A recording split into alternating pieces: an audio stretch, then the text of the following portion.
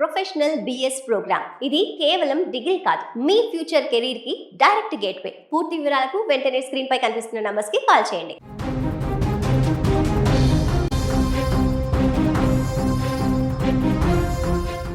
వైజాగ్కు చెందిన ఒక సాఫ్ట్వేర్ దంపతులు పెళ్ళయి 7 నెలలు కూడా కావస్తలేదు. సంవత్సరం కాకముందుకే వారు విహారయాత్రకని సాఫ్ట్వేర్ జాబులు చేస్తూ నిత్యం బిజీగా ఉండేటువంటి వాళ్ళ లైఫ్లో సెలవులు పెట్టి అలా సరదాగా హనీమూన్కి వెళ్దామని ఉత్తరాఖండ్కు వెళ్ళారు. అక్కడ ఊహించని విధంగా హోమ్ స్టేలో అనుమానాస్పద స్థితిలో ఇప్పుడు అక్కడ యువతి మరణించినటువంటి పరిస్థితి. ఇద్దరు భార్యాభర్తలు వెళ్ళగా భార్య అక్కడ రాత్రికి రాత్రే రక్తపు మడుగులో పడి నగ్నంగా అక్కడ చనిపోయినటువంటి దుస్థితి చూసి ఇప్పుడు తీవ్ర భయాందోళన చెందుతున్నారు వారి తల్లిదండ్రులు. అసలు ఆ విహారయాత్రలో ఏం జరిగింది, ఈ ఘోర విషాదం వెనుక ఉన్నటువంటి అసలు స్టోరీ ఏంటి? ఒక లగ్జరీ హోమ్ స్టే గది, అక్కడ నగ్నంగా పడి ఉన్న ఒక యంగ్ తెలుగు టెకే మృతదేహం, గది నిండా రక్తపు మరకలు, కాలి మద్యం సీసాలు. అసలు ముస్సోరీ కొండల్లో ఆ రాత్రి ఏం జరిగింది? ఇవే ప్రశ్నలు ఇప్పుడు అందరినీ తొలుస్తున్నాయి.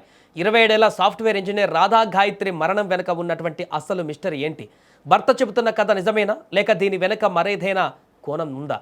అసలు అక్కడ ఏం జరిగింది? పూర్తిగా మొదట అసలు ఆ జంట బ్యాక్గ్రౌండ్ ఏంటో అనేటువంటి విషయం చూస్తే, ఆంధ్రప్రదేశ్లోని విశాఖపట్నానికి చెందిన 27 ఏళ్ల రాధా గాయత్రి ఢిల్లీలో నివసిస్తూ గురుగ్రామ్లో ఒక ప్రముఖ ఐటీ సంస్థలో సాఫ్ట్వేర్ ఇంజనీర్గా పనిచేస్తున్నారు అక్కడ. ఆమె భర్త సౌమ్య శ్రీచరణ్ కూడా, అతను కూడా సాఫ్ట్వేర్ జాబ్ చేస్తున్నాడు. ఆయన పూణేలోని ఒక ఐటీ కంపెనీలో ఉద్యోగం చేస్తున్నారు. ఇద్దరు వేరువేరు ప్రాంతాల్లో ప్రముఖ ఐటీ కంపెనీలలో జాబ్ చేస్తున్నారు. చదువు ఉద్యోగాల్లో ఎంతో ఉన్నతంగా ఉన్నటువంటి వీరికి 2025 నవంబర్ 8న ఎంతో ఘనంగా వివాహం జరిగింది. పెళ్ళై కేవలం 7-8 నెలలు కూడా ఇంకా పూర్తవ్వట్లేదు. ఒకరు గురుగ్రామ్లో, మరొకరు పూణేలో ఉండడంతో కాస్త పర్సనల్ టైం స్పెండ్ చేయడానికి, అంటే వీకెండ్స్లో కలవడానికి అలా కుదురుతుంది తప్ప వేరే వేరే స్టేట్లో ఉంటున్నారు కాబట్టి రెగ్యులర్గా కలవనటువంటి పరిస్థితి. ఈ నేపథ్యంలో విహారయాత్ర కోసం వారిద్దరూ కలిసి ఉత్తరాఖండ్ పర్యటనకు ప్లాన్ చేసుకున్నారు. ఇందులో భాగంగానే జూన్ 14న ముస్సోరీ ధనౌల్టీ రోడ్డులోని టిప్రీ ప్రాంతంలో ఉన్నటువంటి ఎంతో ఫేమస్ కియానా హోమ్ స్టేలో ఒక రూమ్ను బుక్ చేసుకొని వారు అక్కడికి వెళ్ళారు. అక్కడ బస చేశారు. జూన్ 14వ తేదీ రాత్రి ఆ హోమ్ స్టే గదిలో ఏం జరిగిందనే దానికి సంబంధించి భర్త సౌమ్య శ్రీచరణ్ పోలీసులకు ఒక ప్రాథమిక స్టేట్మెంట్ ఇచ్చారు.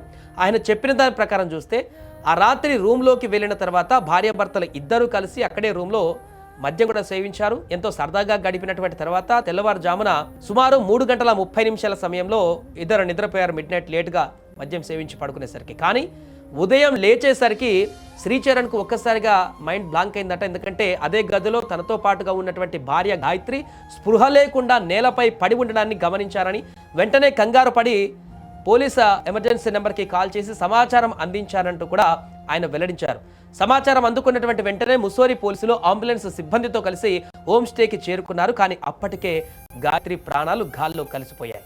పోలీసులు హోమ్ స్టే గదిలోకి అడుగు పెట్టగానే అక్కడ కనిపించిన దృశ్యాలు తీవ్ర సంచలనానికి, ఎన్నో అనుమానాలకు తావిచ్చాయి. ఎందుకంటే గాయత్రి మృతదేహం గదిలో పూర్తిగా నగ్నంగా నేలపై పడి ఉంది. ఆమె ముక్కు నుంచి రక్తం కారి గడ్డకట్టి కూడా ఉంది. అంతటా ఆగలేదు. బెడ్ పైన, మంచం పైన కూడా స్పష్టమైనటువంటి ఆ మరకలు కనిపించాయి, రక్తపు మరకలు. గదిలో 2 ఖాళీ మద్యం సీసాలు, సగం తిని వదిలిపెట్టినటువంటి ఆహార పదార్థాలు కూడా, అక్కడ కొన్ని వస్తువులు చిందరవందరగా ఉన్నటువంటి పరిస్థితి కూడా కనిపించింది. సాధారణంగా మద్యం తాగి పడుకుంటే నార్మల్ డెత్ కాదని పోలీసులు ఒక ప్రాథమికంగా అంచనా వేస్తున్నారు. ఆధారాలు ఎక్కడా చెడిపోకుండా ఉండడం కోసం ముస్సోరీ సర్కిల్ ఆఫీసర్ జగదీష్ పంత్ వెంటనే ఆ హోమ్ స్టే మొత్తాన్ని తమ ఆధీనంలోకి తీసుకున్నారు. స్పెషల్ ఫోరెన్సిక్ నిపుణుల బృందాన్ని రప్పించి గదిలోకి ప్రతి అంగుళాన్ని క్షుణ్ణంగా పరిశీలించారు. ఫింగర్ ప్రింట్స్ కానీ, గదిలో దొరికిన వస్తువులను స్వాధీనం చేసుకుని ల్యాబ్కు పంపించారు.